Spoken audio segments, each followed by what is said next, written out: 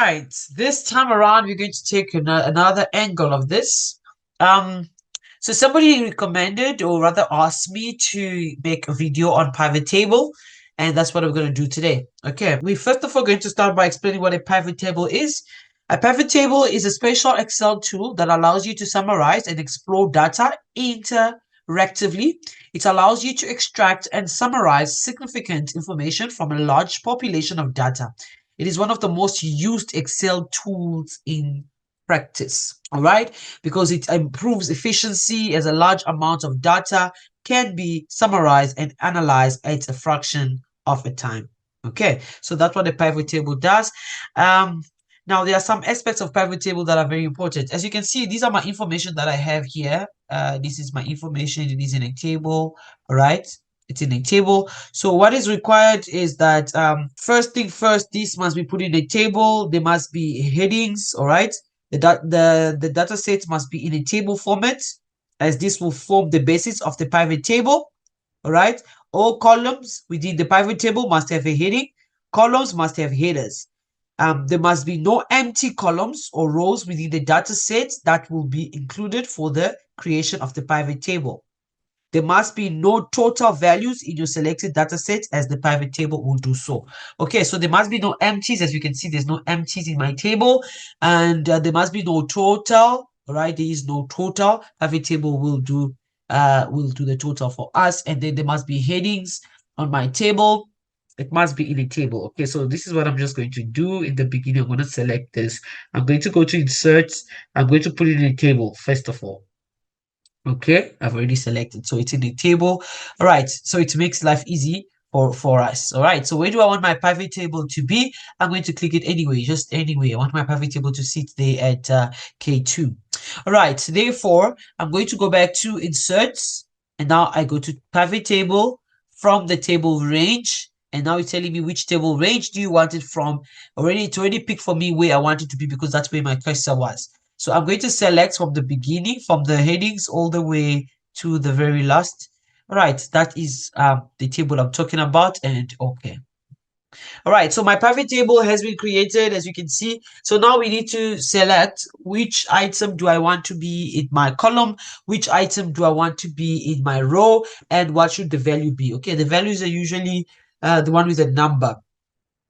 The one with a number is usually the value, all right? So let's say I'm going to have, let's say the grade, I'm going to bring grade as my row, all right? So, and then on my column, I'll have, let's say the gender as my column, all right? So my row, the column, it will bring in the gender. And then the value I'm using here, the only values that we see here, the only numbers are the count. So I'll take count as my value. I selected there. All right, so there we go. From this selection now, I have my pivot table there. As you can see, this is my pivot table, and it has filters, so I can decide maybe to close other things. Let's say I want to change the filter only to show executives. All right, then okay. So this is the result of my table. All right, so I can decide to filter this table anyhow I want. So to remove the filter, I select all and press OK. All right, so that's my pivot table. We're still going to do more on the pivot table. And then let's say I want to, okay, let me create another pivot table. I'll leave this one for now. I want to create another pivot table to have different things, but now change also the sum. All right, here where we're adding the totals, right? I want to change how to do that. So I want to create another pivot table. So I go again back to insert, pivot table, from table, and then I select this again. There we go. And okay, so that's my pivot table. All right, I'm gonna change this a bit. Right, let's have the grade. I'll still stay with grade. Let's have grade on the rows, but this today, let's have the type of contract there. And then here, of course, I'm going to have the counts on my values. But now I want to change this. I don't want it to be sum of counts. So I'm going to click on the down arrow here. All right. Then go to value field settings. So you select value field settings, and there we are. I want to change this sum. All right, so you can decide to change if you want it to be count, average, max, so and so forth and so forth and so forth. All right, you can change that, or you go to number format here. I want to change this to percentage. I want it to be in percentage with 2 decimal places, and okay. All right, so I've changed it to percentage, okay, and voila. So it gives me my information in percentage with 2 decimal places. All right, instead of the way I had it before. It gives it to me in percentage form. Okay, and then with my pivot table as well, I can create slices. All right, let's use the first one. I want to insert slicer. I can insert slices.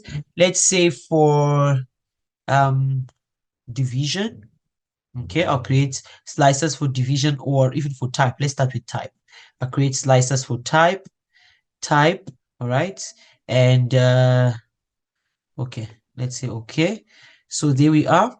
This slicer is for type. So this one is also playing a role of filter. All right. So if I want only to show permanent employees, I select permanent. It's only showing me my permanent employee. If I want the contract, I select contract. All right. So it's only showing me contract employees. All right. Otherwise, I can remove and then both of them are back. All right. So that's slices. You can even do more. You can do more slices. So I select again. I go to insert. All right. You can do more of this. Just a minute, just want to remove these here. All right, there we go. So my pivot table. All right, slicer there. And let's say I want this slicer. This one was for type. Let's say I want this on division. So I select division and okay, that's my slicer for division. So I can put this here. As you can see, it's even looking more beautiful. All right. So if I want only to deal with operations, so I select operations. So it gives me data only on operations. I can do that for there. I can also do it for this table and so forth and so forth. All right. You can play around with your you can really play around with your pivot table. So these are your pivot table analysis. These are the things that you can do: insert slices, insert timelines, filter connections, refresh, change data source. You can even change the data source that you want. You can clear, you can select, move the pivot table to another place, maybe to another spreadsheet. All right, there are a whole lot of things you can do. Okay, so please work around with this, play around with these, and there's also designs that you can do. You can also change the design, you can change the colors and so forth. You know, grain totals. You can add subtotals if you wish to. Yeah, you can, you know, a lot of things. You can change the colors. Let's say I put this one, make this yellow. Even with this, even with my slicers, I can also change my slicer. You see there, my slicer options. I can also change my slicer colors. See the weights, the width, and so forth and so forth. I can do a lot of adjustment that I can do here as well. Play around with it. Okay, so that's basically pivot table, and that people have always been talking about. What's going on in pivot table? I'm sure now you know what to do. See you on the next class. Please don't forget to like the video, comment, share the link, subscribe if you have not subscribed yet, and most importantly, talk about us. Tell all your colleagues about us. Tell all your friends. Tell everybody you know about Accounting with Naomi. We are here for you. See you on the next video. Bye.